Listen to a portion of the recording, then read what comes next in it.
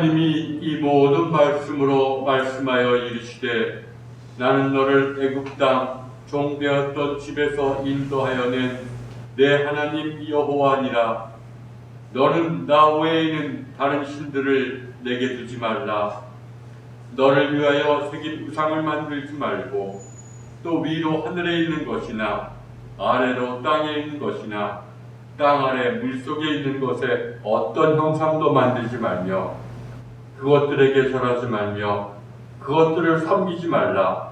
나 내 하나님 여호와는 질투하는 하나님인즉 나를 미워하는 자의 죄를 갚되 아버지로부터 아들에게로 3, 4대까지 이르게 하거니와 나를 사랑하고 내 계명을 지키는 자에게는 1000대까지 은혜를 베푸느니라. 너는 내 하나님 여호와의 이름을 망령되이 부르지 말라. 여호와는 그의 이름을 망령되게 부르는 자를 죄 없다 하지 아니하리라. 안식일을 기억하여 거룩하게 지키라. 엿새 동안은 힘써 내 모든 일을 행할 것이나 일곱째 날은 내 하나님 여호와의 안식일인즉 너나 내 아들이나 내 딸이나 내 남종이나 내 여종이나 내 가축이나 내 문 안에 머무는 객이라도 아무 일도 하지 말라. 이는 엿새 동안에 나 여호와가 하늘과 땅과 바다와 그 가운데 모든 것을 만들고 일곱째 날에 쉬었음이라. 그러므로 나 여호와가 안식일을 복되게 하여 그날을 거룩하게 하였느니라. 아멘. 하나님 아버지, 저희를 오늘도 예배의 자리로 인도해 주신 은혜에 감사를 드립니다. 주님, 성령님께서 함께 하시고 저희를 인도하셔서 저희로 하여금 신령과 진정으로 예배드릴 때 주님께는 영광이요 저희에게는 참된 구원이 체험되는 시간 되게 하여 주옵소서. 예수님의 이름으로 기도드립니다. 아멘. 찬송 69장입니다.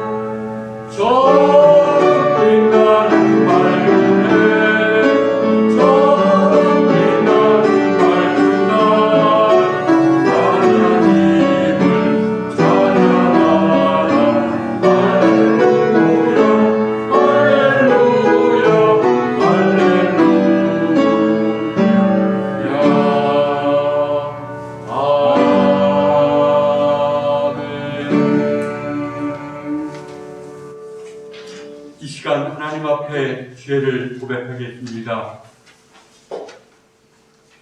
사랑의 하나님, 저희는 때때로 주님의 곁을 떠나 길 잃은 양처럼 방황하여 육신의 욕망에 집착하며 살아왔습니다. 또한 주님의 말씀을 저버리고 빛의 자녀된 삶을 살지도 못했습니다. 용서의 하나님, 죄를 고백하고 회개하는 저희의 기도를 들으시고 자비와 긍휼을 베풀어 주옵소서. 우리 주 예수 그리스도의 이름으로 기도드립니다. 아멘. 죄사함 받기를 원하는 교우 여러분, 용서하시는 하나님의 말씀을 들으십시오. 만일 우리가 우리 죄를 자백하면 그는 미쁘시고 의로우사 우리 죄를 사하시며 우리를 모든 불의에서 깨끗하게 하실 것이요. 아멘. 교동문 117번입니다.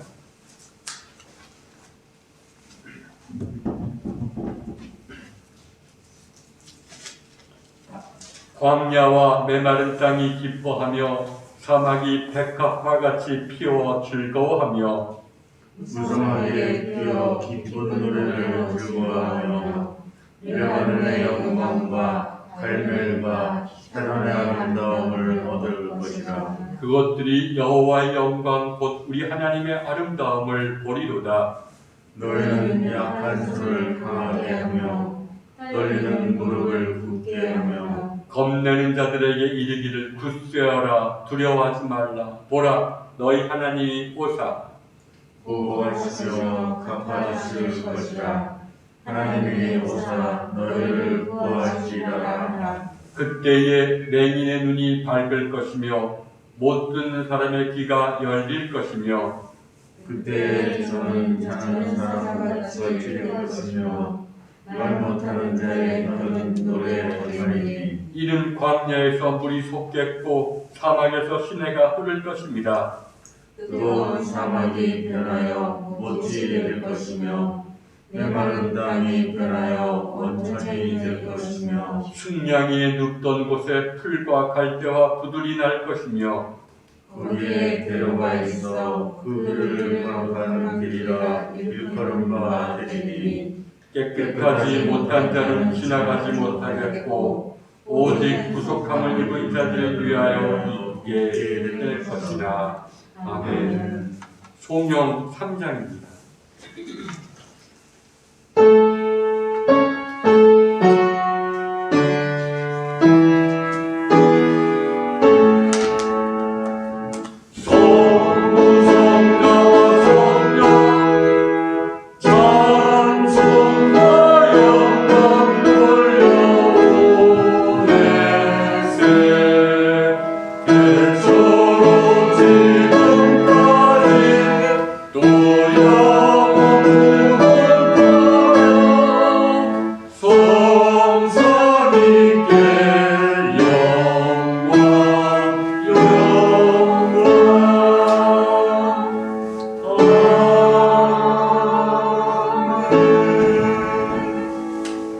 이혜성 권사님 기도 인도하겠습니다.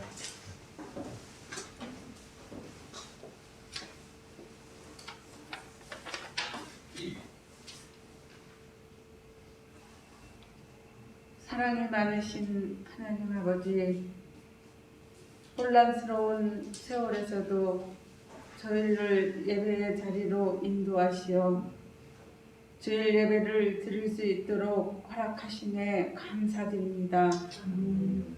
한 주간도 온전히 주님을 의지하지 못하고 세상에 의지하고 타협하며 살아왔음을 고백합니다. 불쌍히 여겨 주옵시고 믿음이 부족한 저희에게 더 큰 믿음을 허락하여 주옵소서. 자비로우신 하나님 아버지, 코로나19 재확산으로 혼란과 불안 속에 있는 저희와 함께하여 주옵소서. 어려움 속에서도 흔들리지 않는 믿음으로 기도의 자리를 지키게 하시고 각자 삶의 자리에서 최선을 다할 수 있도록 인도하옵소서. 또한 이러한 상황 속에서도 소외되고 어려운 자들을 배려하고 마음을 나누는 우리 교회 될 수 있도록 은혜 내려 주옵소서. 우리 교우들 중에 육체의 질병으로 경제적 어려움으로 가정의 문제로 사업의 문제로 기도하는 성도들에게 은혜를 베풀어 주시고 치유와 회복을 주옵소서. 말씀을 전하실 목사님, 성령님의 이끄심에 진리의 말씀을 전할 수 있도록 함께 하시고 늘 강건하게 하시어 주님의 일을 하심에 어려움 없도록 함께 하옵소서. 말씀을 듣는 저희들 그 말씀을 마음에 담고 세상에 나아가 살 때 말씀을 행하는 자로 세워 주옵소서. 비대면 예배가 길어지고 교제가 제한되는 요즘 함께 할 수 없지만 서로 중보하며 각자의 자리에서 예배가 성령님과 멈추지 않도록 성령님께서 함께하여 주옵소서. 얼마 남지 않은 2020년을 사랑의 시간들로 채워지며 살아가는 저희들이 되게 하여 주옵소서. 오늘도 이 주일을 지킬 수 있는 은혜를 베풀어 주신 주님께 감사드리며 예수님의 이름으로 기도드렸습니다. 아멘. 찬송가 539장입니다.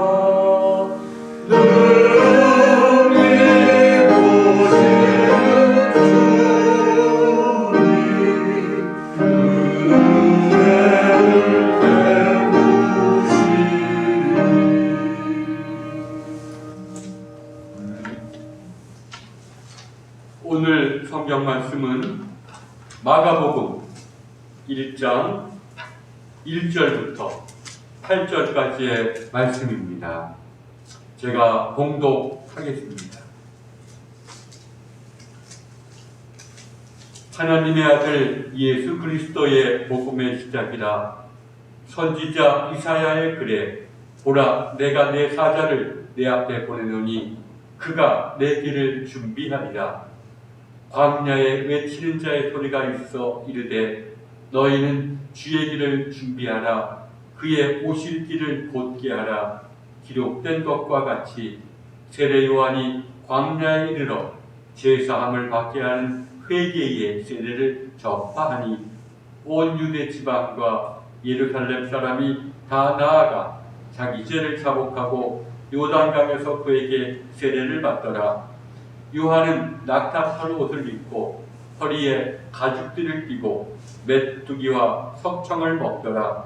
그가 전파하여 이르되 나보다 능력 많으신 이가 내 뒤에 오시나니 나는 굽혀 그의 신발끈을 풀기도 감당하지 못하겠노라.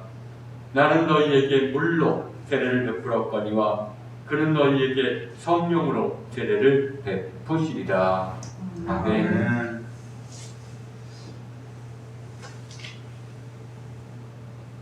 감림절, 주님의 오심을 기다리는 절기입니다. 그러나 아무것도 하지 않고 기다리는 것이 아니라 주님의 길을 준비하고 기다리는 그러한 절기입니다. 주님의 오심을 준비하고 또 주님의 오심을 기다리는 것, 이것이 바로 감림절 절기가 우리에게 요청하는 것입니다. 그래서 오늘은 주님의 길을 예비하는 것이 무엇이고 또 주님을 기다리는 것이 무엇인지를 함께 묵상해 보고자 합니다. 이런 세례 요한의 주의 길을 예비하라는 그런 설교는 예수님도 크게 다르지 않습니다. 하나님 나라가 가까이 왔다. 너희는 회개하라. 결국 다 같은 말입니다. 회개하라는 것은 주의 길을 예비하라는 것이죠.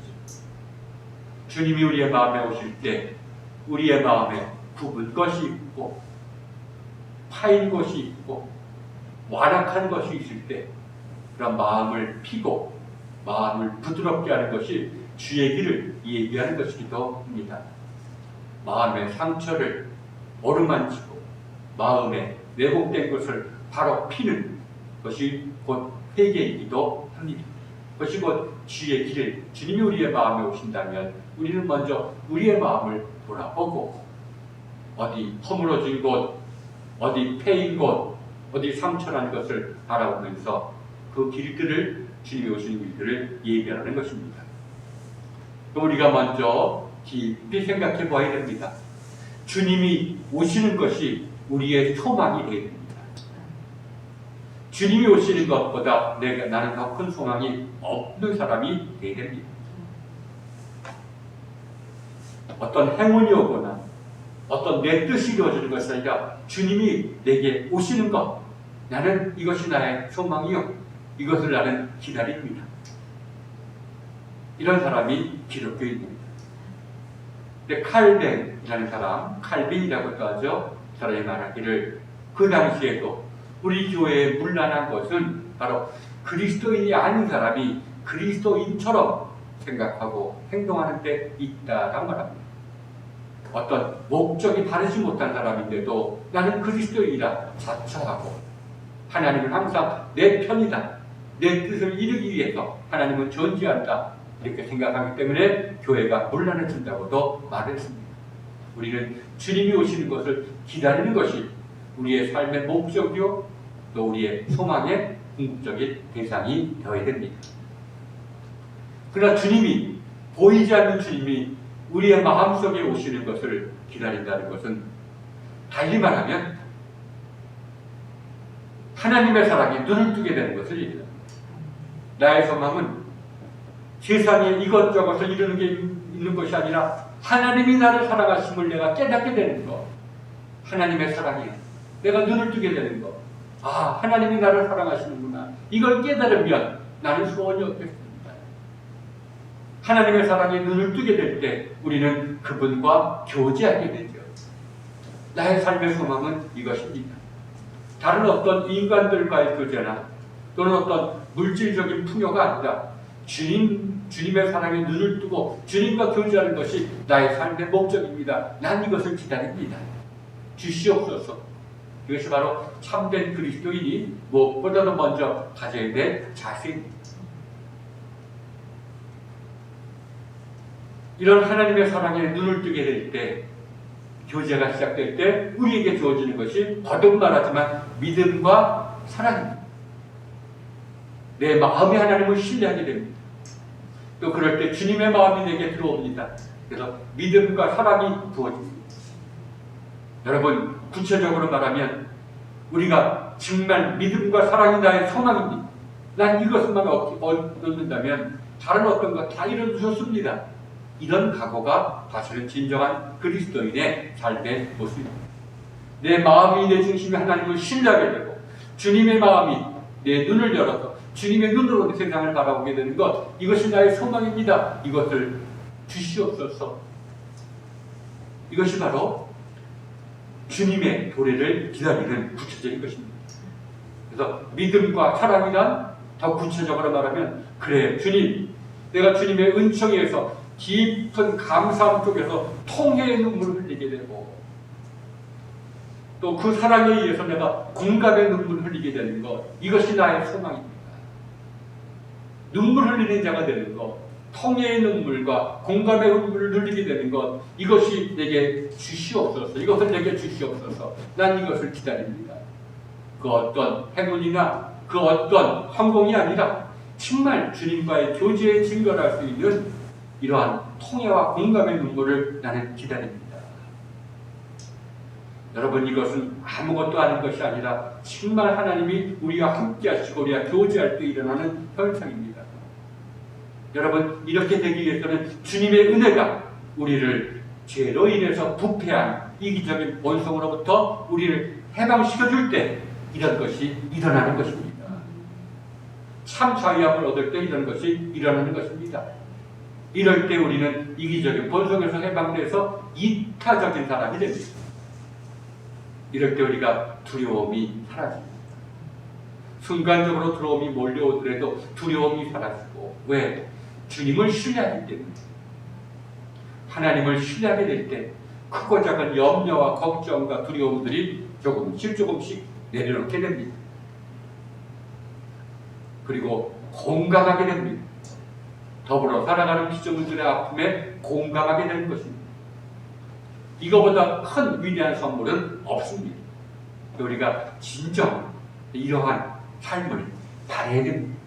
그래서 칼빈도 말하기를 바로 이러한 것을 추구하는 사람이 그리스도인인데, 사실은 다른 것을 추구하면서 주님을 자신의 목적을 위한 수단으로 여기는 사람들이 나는 그리스도인이다 라고 말하면서 살기 때문에 교회가 문란해진다 라고 말한 것은 참 우리가 곱씹어봐야 돼, 되새겨봐야 돼 그런 말입니다.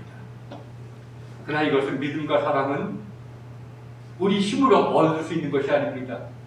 눈물은 우리에게 그냥 노력으로 울려고 한다고, 통해하려고 한다고, 공감한 눈물을 흘리려고 한다고 흘릴 수 있는 것이 절대로 아닙니다. 믿음과 사랑 또한 마찬가지입니다. 오직 하나님의 은혜에 의해서만 주어지는 것입니다. 하나님의 은혜가 우리를 우리의 본성으로부터 해방시켜 줄 때 나타나는 현상입니다. 그래서 이러한 현상 속에서는 항상 평강이 있습니다. 통해의 눈물을 흘려볼 때 마음이 평강해집니다. 공감의 눈으로 바라볼 때 마음이 평강해집니다. 그래서 두려움이 발붙이지 못합니다. 오늘 우리 코로나19로 우리가 많이 염려하고 걱정하고 순간적으로 두려움과 불안을 느끼는 것도 사실은 우리가 우리 안에 믿음과 사랑이 연약하기 때문입니다. 그렇기 때문에 우리가 불안하고 그래서 많은 사람들을 때로는 정죄도 하게 되는 것도 불안하기 때문에 더 그렇습니다. 더 얼마나 안타까울까, 저 사람들은 얼마나 불안할까, 이런 공감 어린 눈물로 보지 못하는 것도 이런 것이 부족합니다. 따라서 참 주님이 주시는 믿음과 사랑이 있다면 우리는 오늘날 많은 불안이 우리를 지배하고 불안으로 점철된 삶 속에 사는 사람들을 우리가 진정으로 말 한마디로 또 몸짓 하나로 우리가 그들에게 하나님의 사랑을 전할 수가 있게 되는 것입니다. 그러니까 우리는 우리의 목적을 명해야 됩니다. 해마다 성탄절만 되면 주님 오시옵소서. 근데 주님이 오실 때 어떤 일이 일어납니까? 그것을 우리가 분명히 알고 그것을 소망하게 됩니다. 그래서 믿음과 사랑과 소망, 이것은 항상 있을 것인데 그 중에 제일은 사랑이다. 이거는 없어지지 않는 겁니다. 내게 믿음과 사랑이 있다면 나도 없어지지 않습니다. 그러나 이런 것은 주님의 은총이기 때문에 우리는 이런 주님의 길을 준비하는 자세가 필요합니다. 그래, 믿음과 사랑이 그것은 하나님의 은총에 주어지지만 그래도 내가 이것이 주어지기까지 내 나름대로 주님이 오시는 내 마음을 내가 올곧게 만들고 평탄케 만들고 장애물들을 치우는 일들을 내가 하자. 이것이 곧 회개라는 말의 뜻입니다. 회개라는 말. 우리의 마음의 상처나 우리의 마음의 어둠은 다 우리가 본성에 휘둘리기 때문에 그런 것이 생긴 것이기 때문에 이제 돌아서서 하나님께로 돌아설 때 이런 것들이 치유되는 것임을 이 성경은 알고 그래서 회개하라고 합니다. 회개란 내가 누차 말했지만 메타, 돌아선다는 뜻이고 노이아, 마음이라는 뜻입니다. 마음이 돌아서라는 것입니다. 이제 마음의 방향을 바꾸라는 것입니다. 전에는 내 마음이 늘 세상에 집착하고 살아왔는데 이제 마음의 방향을 하나님께로 돌이키라는 것입니다. 그러나 실제적으로는 이것이 회개라는 것은 회개의 첫 마디는 죄에 매여 있는 나의 실상을 바라보는 데서부터 시작합니다. 나는 죄인이 아니다. 나는 죄에 매여 있지 않다. 라고 말하는 것은 아직 예수님과는 거리가 멀다는 것을 뜻합니다. 그러니까 예수님도 뭐라고 말합니까? 나는 죄인을 구하러 왔지 의인을 구하러 온 게 아니다. 이 세상에 그러나 의인이 어디 있습니까? 그러나 나를 의인으로 나는 죄에서 자유롭다라고 생각하는 사람은 아직 뭔가를 모르는 사람입니다. 이런 죄에 매인 자신의 실상을 깨닫고 이제 하나님의 사랑에 아직 눈을 뜨지 못하는 내 마음들을 내 지성과 의지와 감각들을 내가 정화시키는 과정이 곧 회개입니다. 그래서 우리가 회개하라는 말은 달리 말하면 마음을 정화시키라는 말과도 똑같은 말입니다. 물론 이러한 회개는 무엇보다도 하나님의 계명을 깊이 묵상하고 또 그것에 순종할 때 이것이 이루어집니다. 외적으로는 하나님의 계명을 묵상하고 실천할 때 이루어지지만 내적으로는 그런 행위를 통해서 우리의 죄로 인해서 상처받고 왜곡된 우리의 마음이 조금씩 정화되어 나가는 것, 이걸 곧 회개라고 말합니다. 이러한 회개는 분명 성경에 의하면 이미 은혜에 의해서 주어지는 것입니다. 하나님의 그런 은혜가 주어지지 않으면 우리는 회개의 길에 들어설 수조차 없습니다. 처음에는 내가 내 노력으로, 내 의지로 내가 회개하는 것 같지만, 그러나 그 속에서 우리가 이게 하나님의 은혜에 의해서 이것이 이루어지는 것이구나 라는 것을 우리는 깨닫게 되는 것입니다. 네, 여러분, 이러한 것을 우리가 교부들은 뭐라고 말하면 능동적인 정화라고 말합니다. 성령님의 인도하심에 우리가 순종함으로써 성령님과 함께 우리 자신을 정화시켜 나가는 과정을 능동적인 정화라고 말합니다. 인간이 하나님의 은혜에 순종하고 하나님과 함께 자신을 정화시켜 나가는 길을 얘기합니다. 이거 참 필요합니다. 이건 있어야 됩니다. 늘 이러한 것을 나는 그저 바라기만 바라는데 나는 아무것도 내 마음을 정화시키려는 노력을 하지 않을 때 하나님께서 어떻게 그의 마음속에 오시겠습니까? 그래서 이런 능동적인 정화가 굉장히 중요합니다. 이것이 제가 보기에는 우리 한국의 기독교에 과연 이것이 우리가 그 이전에 우리 어르신 세대들과 얘기해 볼 때 이것이 가장 약화되지 않았나. 그때는 하나님의 계명을 지키려고 하고 묵상하려고 하고 세상적인 것보다는 그래 내 마음을 더 왔는데 이제 점점 세상에 물들어서 세상이 누리는 행복과 또 권력을 또 나도 탐하기 시작하면서 마음을 정화시키는 일보다는 어떤 세상의 성공에 내 마음이 더 가지는 않았는지 우리는 한번 반성해 보아야 될 것입니다.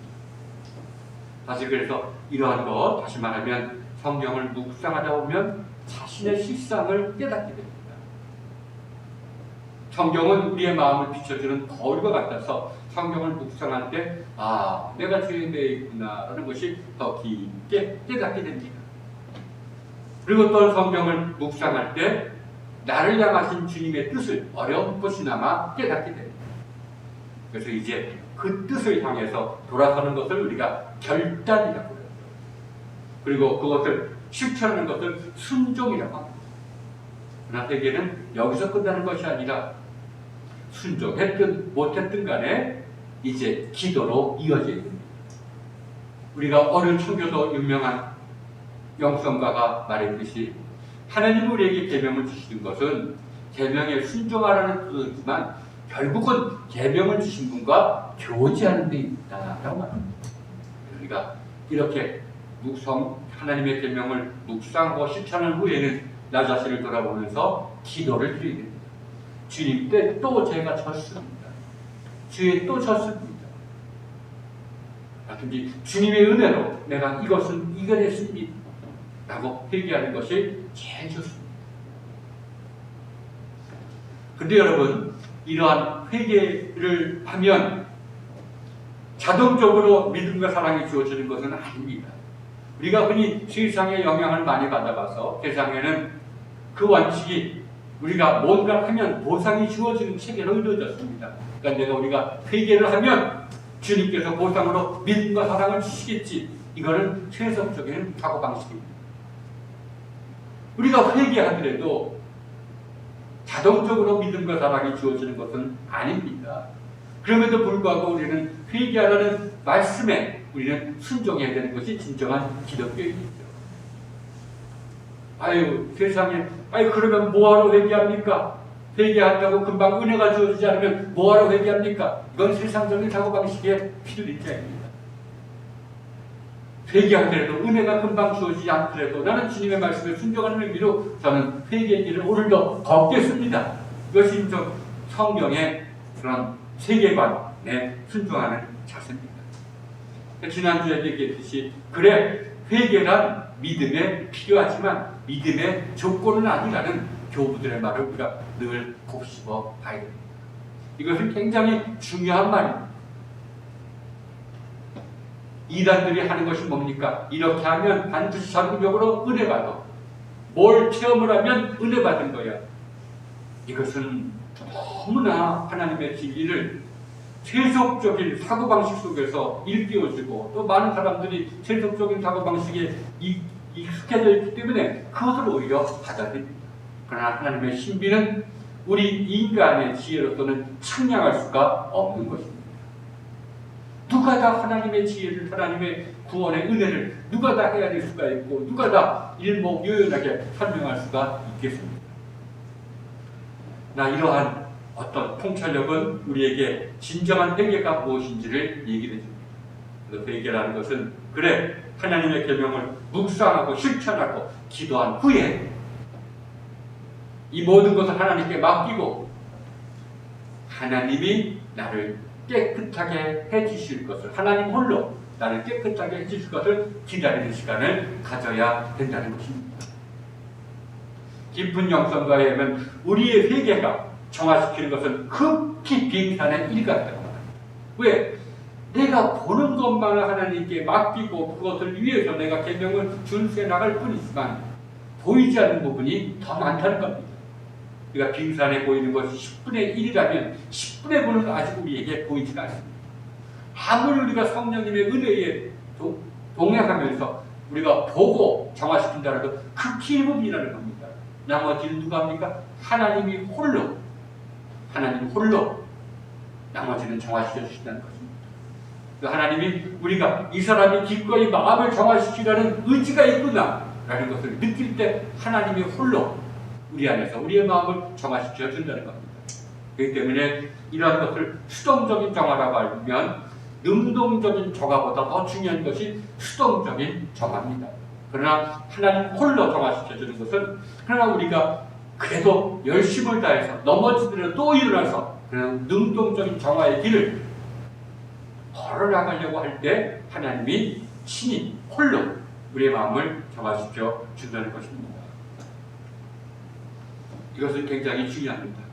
그래서 영성가들에 의하면 그래 이런 하나님이 홀로 우리 마음을 정화시키는 수동적인 정화가 임할 때 깜짝 놀랍니다. 내 안에 이렇게 숨겨져 있는 죄악의 뿌리가 이렇게 깊었구나.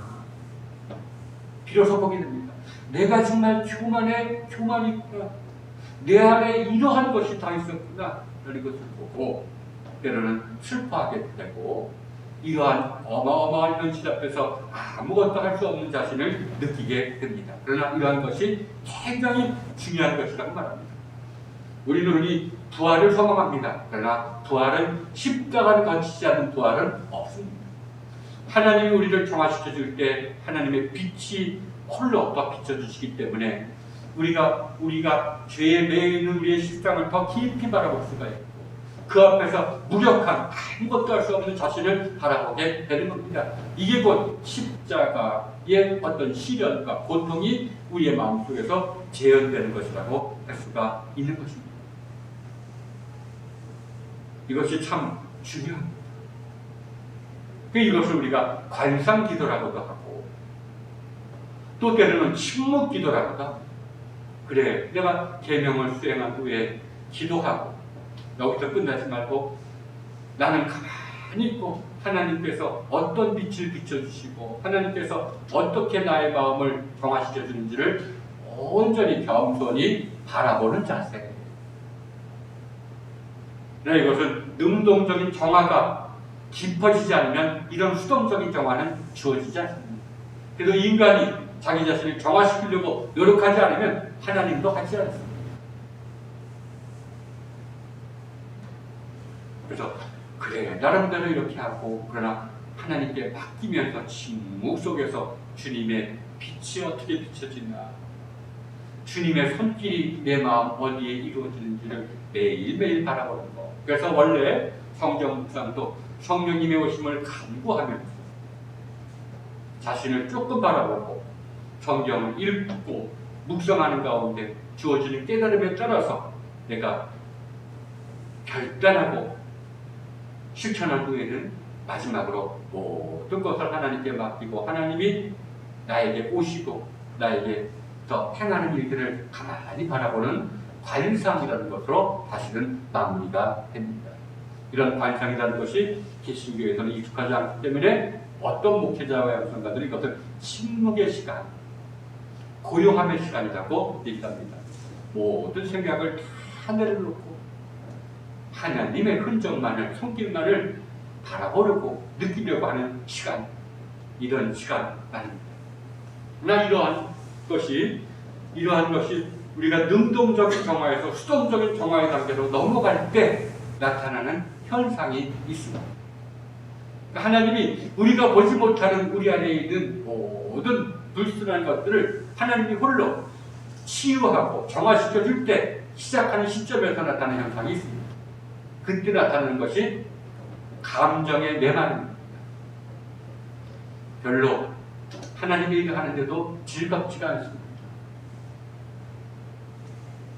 전에는 내가 그래도 깨닫고 실천하고 뭔가 하면서 뭔가 하나님이 나를 사랑하시는구나라는 것을 깨달아서 기뻤지만 이제는 기쁘지도 않습니다. 그냥 무덤덤합니다. 하나님의 일뿐만 아니라 세상 일도 그렇습니다. 크게 기뻐할 것도 없고 크게 노할 것도 없고 크게 슬퍼할 것도 없고 이걸 가리켜서 감정이 메말라간다. 하나님이 우리의 감정과 감각을 정화시켜 줄 때 하는 시점에서 나타나는 현상이 바로 이러한 감정의 메마름입니다. 이런 것을 우리가 잘못 착각하면 안 되죠. 아유, 나 왜 이러지? 모든 게 다 그저 그렇고, 모든 게 다 주님의 일도 그저 그렇고, 기도하는 일도 그저 그렇고. 이것이 바로 내가 열심으로 회개한 사람이라면 이것이 바로 하나님이 우리를 수동적인 정화의 순간으로 옮겨놓는 시간임을 우리는 알아야 됩니다. 두 번째로는 자신의 실상에 대한 깨달음. 내가 죄인의 계수구나. 선을 행하기 원하는 나에게 악이 함께 있고 악이 나를 사로잡아오는 것을 내가 보는구나. 이것이 바로 수동적인 정화로 하나님이 이끄시는 그런 분기점입니다. 여러분, 깊은 세계 속에서 하나님을 기다리는 사람에게 나타나는 현상이 바라겠다. 나보다 더 큰 죄인은 없다. 나는 지금 죽으면 분명 지옥 가게 될 것이고 하나님이 나를 떠나셨구나 하는 것을 느끼게 됩니다. 얼마나 이런 것이 신앙이 되게 하나님께 더 찾으려고 하는데도 하나님은 보이지도 않습니다. 하나님의 은혜는 보이지도 않습니다. 그 나의 이 가련하고 비참한 모습만이 떠오르게 됩니다. 이것이 바로 하나님이 우리의 지성을, 우리의 의지를 정화시켜주는 과정이라는 것입니다. 하나님이 우리의 지성을 정화시켜줄 때 모든 이전에 주어졌던 지성에 의한 깨달음이 다 사라집니다. 이것을 어둠이라고도 말합니다. 이제 어둠 아무것도 느끼거나 깨닫지를 못합니다. 또 의지도 이제는 전에는 내가 뭔가 할 수 있다고 생각했는데 이젠 내 힘으로는 아무것도 할 수 없는 것을 깨닫습니다. 한마디로 말하면 겸손해집니다. 내가 그렇구나. 나보다 더 큰 죄가 없고 나 홀로 이런 위기상에서 벗어날 수도 없고 나는 정말 곤고한 존재로구나. 그러나 바로 이러한 감정이 메마르고 자신의 비참함을 깨닫는 이 시간 속에 머물러 있으라는 것입니다. 왜? 그것이 바로 무엇보다도 중요한 하나님이 우리를 깨끗하게 하시고 정화시키는 시간들이기 때문이라는 것입니다. 근데 이것을 거부하고 이전의 깨달음으로 돌아서려고 한다는 것은 마치 십자가는 회피하고 기적 베푸시는 주님과만 함께 하려고 하는 자세라고 할 수가 있습니다. 여러분, 이것이 바로 회개의 길입니다. 우리는 요약해서 말하자면 무엇보다도 중요한 것은 간절함입니다. 나는 무엇을 간절하게 찾습니까? 하나님을 찾습니까? 하나님의 은혜를 나는 사모합니까? 하나님의 은혜가 내게 임하기를 사모합니까? 그러면 믿음과 사랑이 내게 주어지기를 바랍니까? 사랑의 마음이 내게 주어지기를 바랍니까? 간절함이 있으면 은혜는 주어집니다. 간절함이 있어야 됩니다. 그리고는 우리가 이러한 성경에서 말하는 그러한 회개의 길을, 그래 내가 나의 실상에 대한 깨달음이 있어. 그때마다 주어지는 주님의 뜻으로 돌아서고 또 기도한 후에는 모든 것을 주님께 맡기고 주님께서 나에게 어떤 일을 행하시는지를 바라보려고 하는 자세가 바로 회개입니다. 그래서 회개 속에서 진정한 뭐가 주어져야 됩니까? 기다림의 시간이 있어야 됩니다. 기다려야 됩니다. 자신을 정화시키는 나가는데도 기다려야 됩니다. 믿음과 사랑이 주어지기를 소망하면서도 기다려야 됩니다. 그래서 기다림이 참 중요합니다. 성경의 사람들의 특징은 뭡니까? 기다리는 사람입니다. 은혜가 주어지기를 기다리고 하나님이 친히 내 마음을 정화시켜주기를 기다리는 사람입니다. 여러분, 우리가 요즘 같은 때에는 홀로 있는 시간이 많고 또 불안해지기 쉽습니다. 그럴 때 우리에게 참 중요한 것이 성경 묵상입니다. 성경을 묵상. 지적으로 성경을 이해하면서도 또한 그 속에서 하나님의 은총이 성경 묵상을 통해서 깨달음이 주어지기를 기다리는 이런 성경 묵상을 해야 됩니다. 묵상을 하면 불안도 사라집니다. 내가 할 바가 보이고 조금씩 여러분, 옛날에 어떤 의사 선생님이 강연에 아주 재미있게 이런 말을 하더라고요. 5 빼기 3은 뭡니까? 라고 말하는 사람들이 2입니다. 그러면 2 더하기 1은 무엇입니까? 3입니다. 거기에 바로 진리가 있습니다. 라고 말하자 무슨 말인가 하는데 이 말, 사람이 이걸 아주 재미있게 풀어주더라고요. 5회 빼기 3 5회를 3번 묵상해보면 이해가 생긴다. 우리가 흔히 불안, 염려, 오해, 그래서 가만히 내가 왜 오해하나, 내가 왜 이렇게 생각하나, 내가 왜 불안하나를 한 번 더 생각해보고 또 한 번 생각해보면 이해가 된다고 말합니다. 아, 그렇구나. 근데 이해를 더하면 2 더하기 1은 4. 사랑이 생긴다. 이렇게 얘기합니다. 얼뜻 맞는 겁니다. 그러나 제가 느낀 것은 묵상의 힘이 그렇게 중요합니다. 묵상의 힘이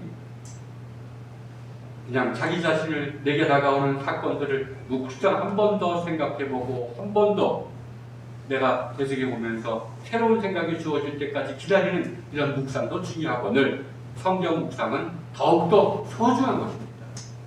내가 이해하면서도 기다리고 하나님의 깨달음을 줄 때까지 기다리면서 성경을 내가 눈으로, 귀로, 또 소리, 입술로 묵상할 때 내가 새로운 깨달음이 주어지고 이해가 생기고 또 나름대로 마음에 뭔가 사랑도 주어질 것입니다.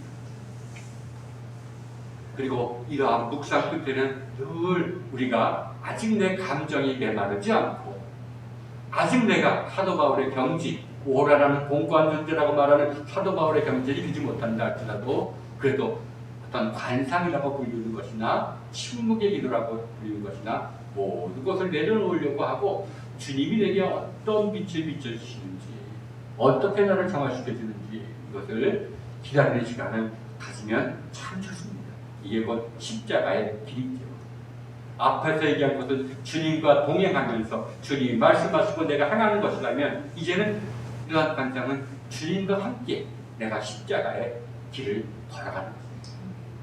이런 자에게 하나님이 원하시는 때에 부활의 영광, 참된 믿음과 사랑을 부어주실 때 우리는 넉넉하게 하나님의 자녀가 된 것을 확신하게 될 것입니다. 이러한 은총이 여러분에게 주어지고 이러한 은총 속에서 더불어 살아가는 시대에 여러분이 소망과 담대함과 사랑의 전도자가 되기를 주님의 이름으로 축원합니다. 자, 이제 사도신경으로 신앙 고백 드리겠습니다. 전능하사 천지를 만드신 하나님 아버지를 내가 믿사오며 그 외아들 우리 주 예수 그리스도를 믿사오니 이를 성령으로 잉태하사 동정녀 마리아에게 나시고 본디오 빌라드에게 고난을 받으사 십자가에 못 박혀 죽으시고 장사장 뒤에 3일 만에 죽은 자 가운데서 다시 살아나시며 하늘에 오르사 전능하신 하나님 하늘에 계시다가 저리로서 환자와 죽은 자를 심판하러 오시리라. 성령을 믿사오며 거룩한 공회와 사도가 서로 교통하는 것과 죄를 사하여 주시는 것과 다시를 하시는 것과 영원히 사는 것을 믿사옵나이다. 아멘.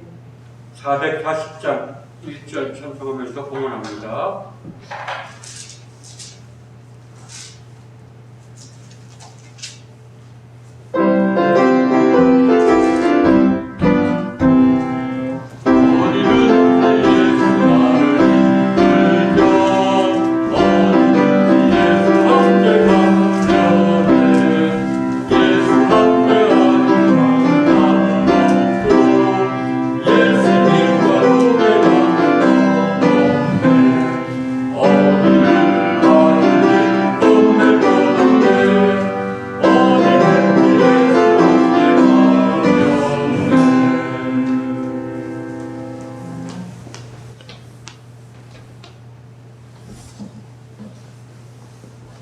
주님, 저희의 감사의 헌금을 받으시고 이 예물과 더불어 저희의 마음도 주님의 은혜 안에 있게 하여 주옵소서.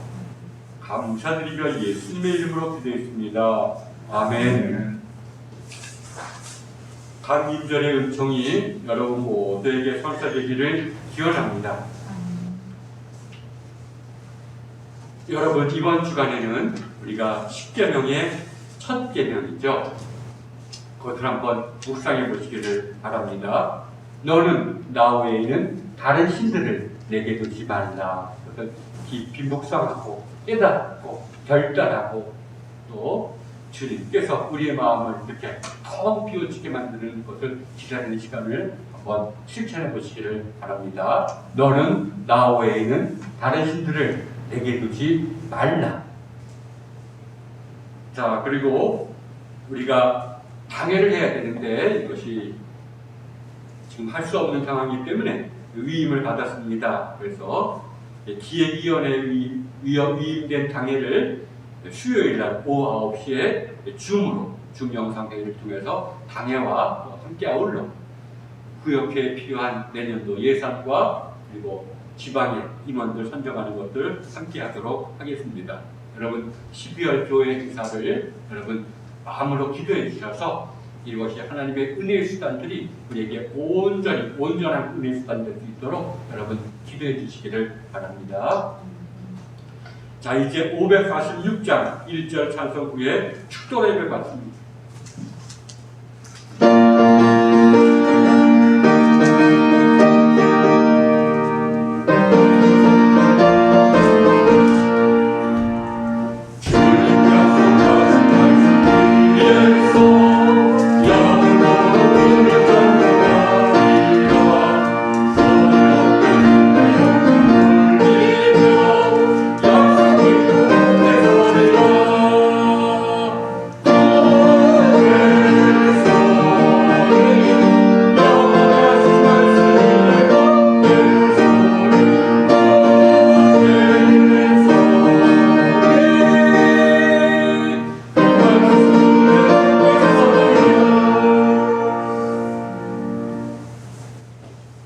하나님, 저희에게 은혜의 눈을 열어주셔서 하나님 우리에게 주신 소중한 선물들을 귀하게 여기게 하여 주옵소서. 하나님 우리에게 주신 성경을 소중히 여기게 하시고 또 하나님이 우리에게 베풀어 주신 우리 주변의 가난한 사람들을 우리가 하나님의 선물로 받아들이게 하여 주옵소서. 그래서 진정한 주님의 자녀와 주님의 종들이 되게 하여 주옵소서. 이제는 성부와 성자와 성령 삼위일체 하나님의 은총이 이 교회와 그리고 이 교회에 속한 모든 지체들에게 영원토록 함께 하옵시기를 간절히 축원하옵나이다. 아멘.